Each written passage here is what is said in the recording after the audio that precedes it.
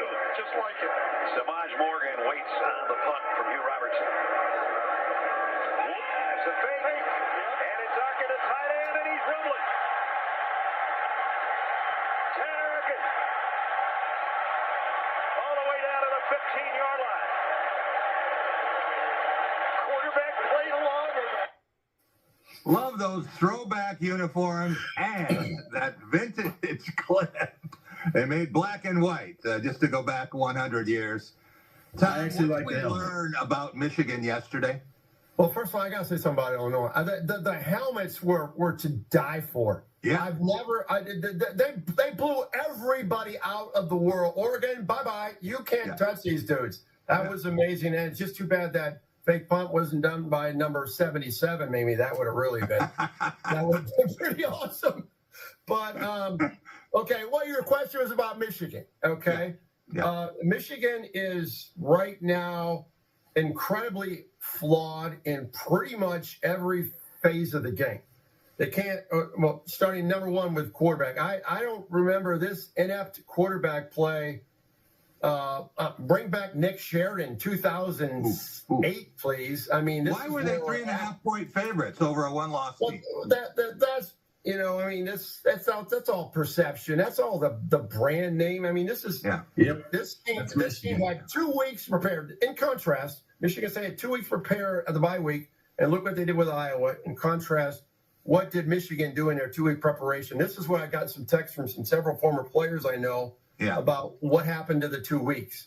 That is jaw-dropping. That's what you came up with after 2 weeks. Rico, you and Tom both picked Michigan to win. When did you know you were wrong? I knew I was wrong when I think the fake punt.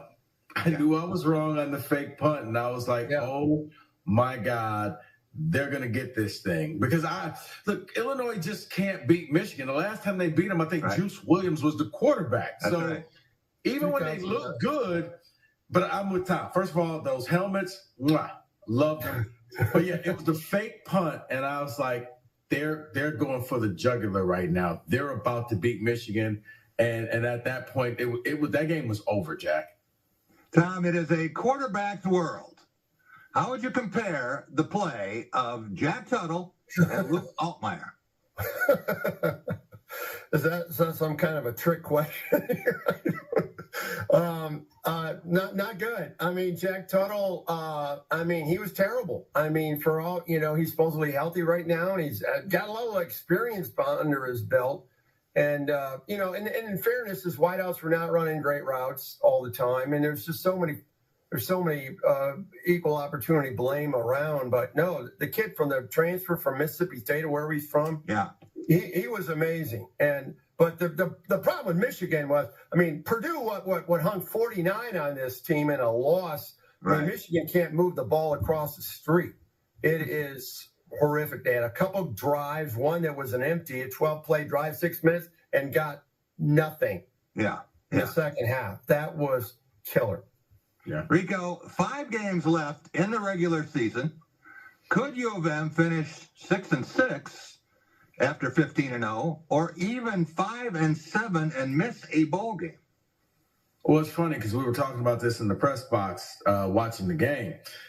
If Michigan were to lose to Michigan State, then, Jack, they won't make a bowl game because at that point they would only get 5 victories because I think you're only going to beat Northwestern. Like it or not, Indiana is pretty damn good. I don't know if this is sustainable, but this year, you don't want to face them. Signetti has them with this just, no prisoner mentality. But I look at this and, I see 6 wins max. But they could only have 5 if they lose this Saturday. Tom, aside from the Wolverines' problems with rushing, passing, and total offense, why is this year's team so turnover-prone? 15 in the first 7 games after just 8 last year in a 15-0 season. You tell me. And Sharon talked about that after the game. I heard the presser live. I mean, we got to do a better job. We got to do a better job in practicing. I mean, he said that last week. I mean, you got to take care of the football. And it's not just giving up 3 turnovers a game. They're not creating any turnovers. You got to go back to the Fresno State game where I can remember one I pick. It's insane. And so, like I said, it's uncomplimentary football is what I call Michigan right now. I mean, they're doing bad things on both sides of the ball and taking care of the football. That's fundamental. That's that first box you need to check on. You have to take care of the football. You have to run the football. And Donovan Edwards didn't run it very well, and he didn't hold on to the ball at a critical fumble. His fumble was really costly. Tom, you view the MSU U of M series differently than most fans do. And I do. Before 1950, it was all Wolverines. There was another 17-4 stretch under Bo. But the last 16 years, a little different. Michigan State 5-3 at home, 5-3 in Ann Arbor. What do those numbers say?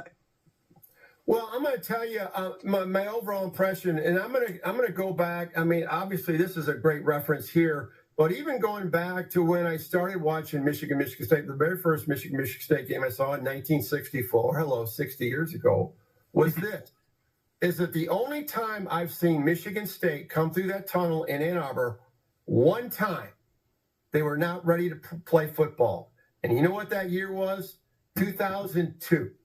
Bobby Williams, I lost the team. That's they will be ready to play, and that's why I think they're going to be difficult to beat. Well, we will be there together. It will be my 56th